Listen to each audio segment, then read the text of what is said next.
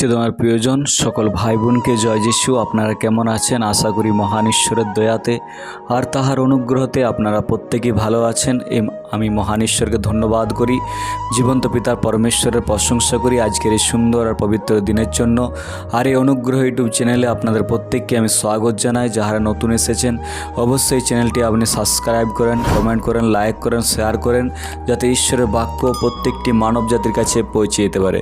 তো খ্রিস্টে তোমার প্রিয়জন, আমার প্রিয় ভাই বন্ধু, আমি মহান আর জীবন্ত ঈশ্বরকে ধন্যবাদ করি। আরেকটি বার প্রভু তাহার জীবন্ত বাক্য নিয়ে তিনি আপনাদের কাছে আসতে আমাকে সাহায্য করেছেন। আমি প্রভুর ধন্যবাদ করি। খ্রিস্টে তোমার প্রিয়জন, আমার প্রিয় ভাই বন্ধু, এই সময় যারা ভিডিওটি দেখছেন, আজকের ভিডিওটি খুবই একটি গুরুত্বপূর্ণ ভিডিও হবে। অবশ্যই আপনারা প্রথম থেকে শেষ পর্যন্ত দেখবেন। তো আজকে যে বিষয়টা নিয়ে আমি পবিত্র শাস্ত্র বাইবেল থেকে আলোচনা করব, আজকের আমার প্রচারের টাইটেল, আজকের আমার প্রচারের টপিকের নাম হচ্ছে যে এই কাজ করলে সফল হবে না, সফল হবেন না।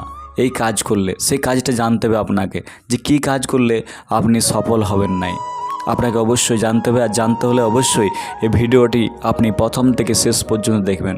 আমার প্রিয় ভাই বন্ধু, আমি আপনাদেরকে বলতে চাই, হতে পারে আপনি অনেক প্রার্থনা করেন, হতে পারে আপনি অনেক ঈশ্বরের আরাধনা করেন, হতে পারে ঈশ্বরের কাছে যেয়ে আপনি অনেক কিছু চান, হতে পারে অনেক দিন ধরে আপনি কোনো বিষয় নিয়ে প্রার্থনা করছেন, হতে পারে আপনি অসুস্থ বা আপনার জীবনে অনেক রকম দুঃখ কষ্ট, আর আপনি এর জন্য অনেক প্রার্থনা করছেন, কিন্তু তবুও আপনি সফল হতে পারছেন না, তবুও আপনার উপরে ঈশ্বরের আশীর্বাদ আসছে না, তবুও আপনি বারবার আপনি নিরাশ হয়ে যাচ্ছেন, বারবার আপনি হতাশ হয়ে যাচ্ছেন, আর আপনি কষ্ট পাচ্ছেন, দুঃখ পাচ্ছেন। আর হয়তো আপনি ভাবছেন যে কেন প্রভু আমার প্রার্থনা শুনছে না, কেনই বা আমার জীবনে উন্নতি হচ্ছে না, কেনই বা আমি সফল হতে পারছি না, কেনই বা আমার জীবনে ঈশ্বরের আশীর্বাদ, ঈশ্বরের অনুগ্রহ আসছে না, কেনই বা এটা কেন আসছে না, কারণ কি?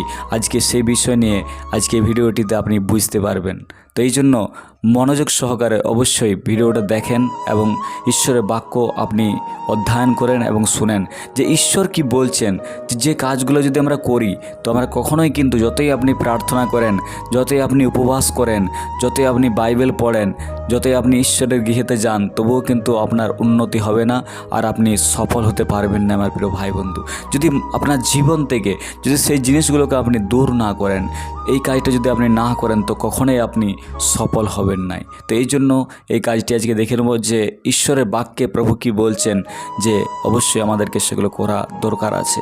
তো আজকে দেখব আমরা হিতোপদেশ তার 28 অধ্যায় 13 পদে ঈশ্বরের বাক্যে এই জায়গাতে কি বলছেন প্রভু, আমরা দেখব ঈশ্বরের বাক্যে সেখানে কি বলছেন। দেখেন এই জায়গাতে এই প্রকার লেখা আছে, হিতোপদেশ যদি 28 অধ্যায় 13 পদ আপনি অধ্যয়ন করেন, আপনার কাছে পবিত্র শাস্ত্রে যদি বাইবেল আছে, আমার সঙ্গে সঙ্গে আপনিও অধ্যয়ন করতে পারেন। এই জায়গাতে এই প্রকার লেখা আছে, যে লোক নিজের পাপ গোপন করে তার উন্নতি হয় না, কিন্তু যে তা স্বীকার করে ত্যাগ করে সে করুণা পায়। আমেন।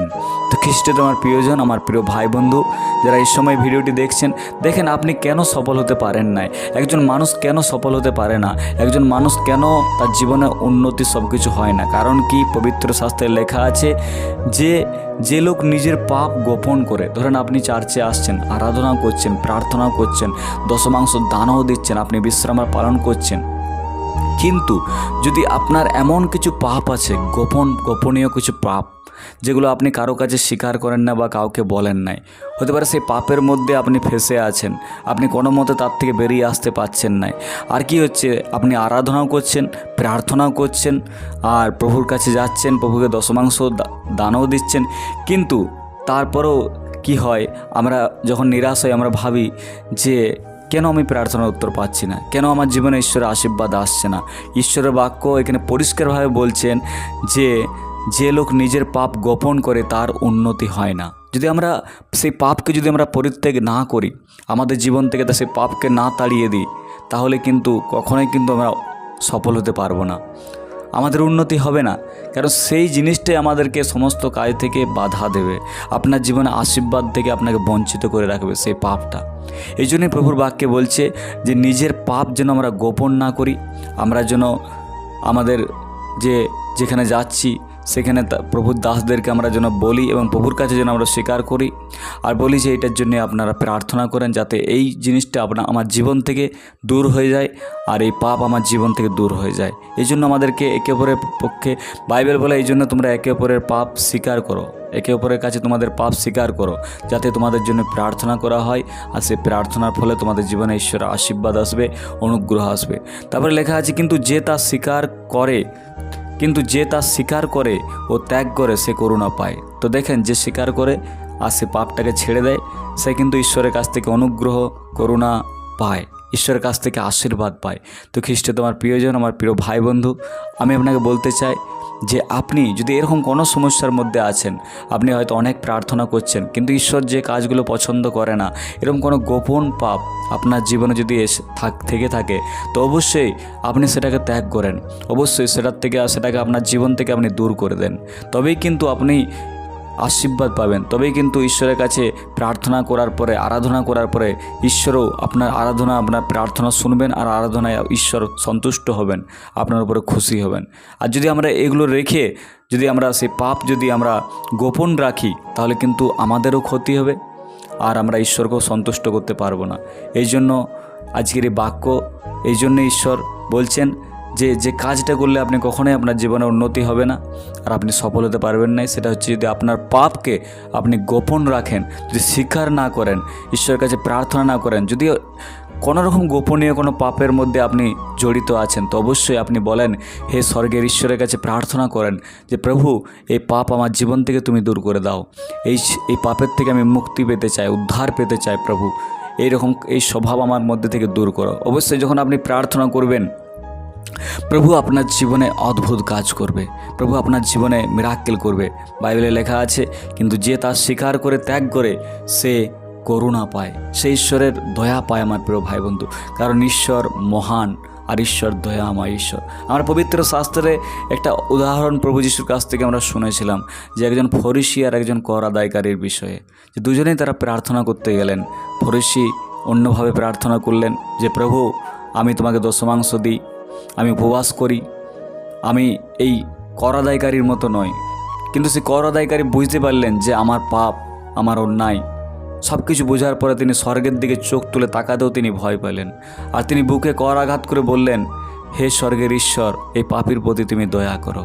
দেখেন, সে পাপকে স্বীকার করলো আর সেই জন্য প্রভু বলছেন, আমি বলছি যে সে ফরিসি নয়, সে কর আদায়কারী ঈশ্বরের সামনে ধার্মিক বলে গণিত হলো, মানে সে অনুগ্রহ পেল, আশীর্বাদ পেল। আমার প্রিয় ভাই বন্ধু, সে কর আদায়কারীর মতো আমরা যেন আমাদের পাপকে স্বীকার করি প্রভুর কাছে, যেন আমরা গোপন না রাখি। আমার প্রিয় ভাই বন্ধু, আমরা পবিত্র শাস্ত্রে বাইবেলে দেখতে পাই যে পিতরের জীবনকে যখন আপনি দেখবেন যে পিতরও কিন্তু যখন প্রভুর কাছে, প্রভুর সামনে হয়েছে, পিতর যখন তার জীবনে অদ্ভুত কাজ দেখেছেন তখন বলল, প্রভু আমি মহাপাপী, আমার কাছ থেকে তুমি চলে যাও। তখন প্রভু বললেন যে তুমি ভয় করো না, প্রভু বললেন ভয় করো না, তুমি চিন্তা করো না, আমি তোমার পাপকে ক্ষমা করব, আমি তোমাকে আশীর্বাদ করবো, আজ থেকে তুমি মাছ নয়, তুমি মানুষ ধরবে। হালেলুইয়া। তাই পিতরও কিন্তু বলল যে প্রভু আমি মহাপাপী। হালেলুইয়া। এই জন্য আমার প্রিয় ভাই বন্ধু, পাপ কখনোই গোপন রাখা উচিত নয়। ঈশ্বরের কাছে আপনি প্রার্থনা করেন, ঈশ্বরের কাছে আপনি স্বীকার করেন। হালেলুইয়া। দেখবেন আপনি ঈশ্বরের কাছে করুণা পাবেন, ঈশ্বরের কাছে দয়া পাবেন, ঈশ্বরের আশীর্বাদ আপনার জীবনে নেমে আসবে। হালেলুইয়া। তো আজকের বাক্যে ঈশ্বর আপনাদের প্রত্যেককে আশীর্বাদ করুক। আশা করি আজকের বাক্য আপনারা বুঝতে পেরেছেন। প্রত্যেকেই ভালো থাকবেন। সবাইকে জয় যিশু, প্রেজ দ্য লর্ড, আমেন।